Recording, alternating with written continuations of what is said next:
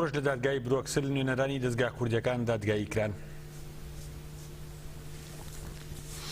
لە چوارچێوەی ئەو دۆسەی کە وڵاتی بەلجیکا دژی دەستگا کوردیەکان کە ساڵی 2010 کردوێتەوە نوێنەرای دەستگا کوردیەکان دادگایی کران. دادگاییکردنەکەیش ئەمڕۆ لە بینایی دادگای برۆکسل بۆ ڕایگشتی بڵاو نەکرایەوە.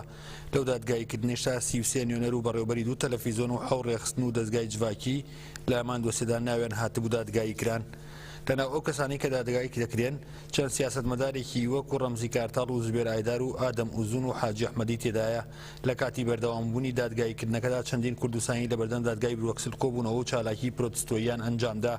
هەروەها کۆمیتەی پێشگیری ڕۆژاوای پارتی چەپی سۆسیالیستی بەلجیکا و سۆسیالیزم بەشداری چالاکیەکە بوون.